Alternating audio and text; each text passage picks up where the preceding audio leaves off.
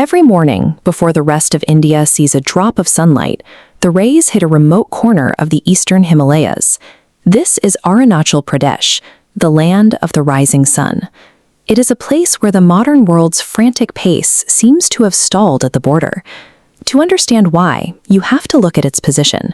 Tucked away in the far northeast, the state is wedged between the international borders of China, Bhutan, and Myanmar.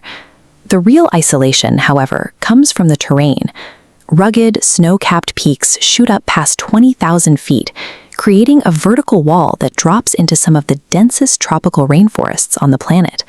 For centuries, these mountains and forests acted as a physical shield.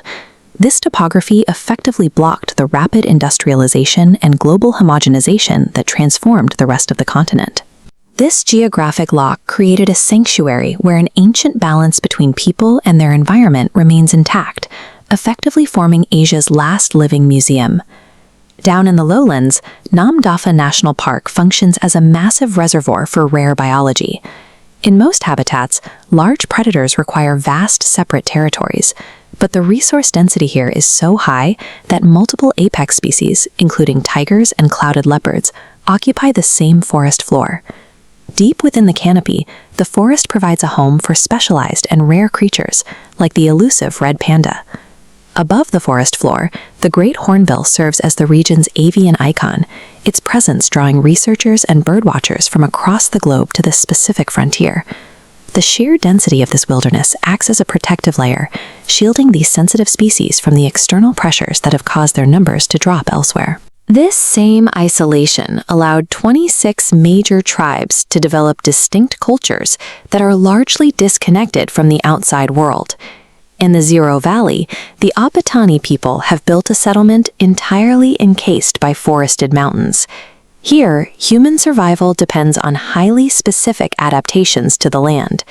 The Apatani maintain physical links to their heritage through facial tattoos and nose plugs, traditional markers that have survived for generations despite the influence of the modern world. Their farming method is built on a symbiotic cycle. This animated diagram shows how they cultivate rice and fish in the same fields. The fish waste provides fertilizer for the crops, while the rice plants offer shade and nutrients for the fish. By engineering a system that regenerates its own resources, the Apatani have created an agricultural blueprint that researchers now study as a model for sustainable living. Traveling further into the mountains means ascending toward the Sela Pass. At 13,700 feet, the thin air and sub-zero temperatures create a natural barrier between the agricultural valleys and the high peaks. Beyond the pass lies the Towing Monastery. Built in the 17th century, it is India's largest Buddhist monastery, sitting isolated against a steep hillside. Here, Mompa monks continue a way of life that has remained unchanged for hundreds of years. Their ancient prayers and chants echo through halls that have seen very little disruption from the outside world. The sheer difficulty of reaching these elevations has allowed these traditions to remain intact, providing a direct link to the 17th century.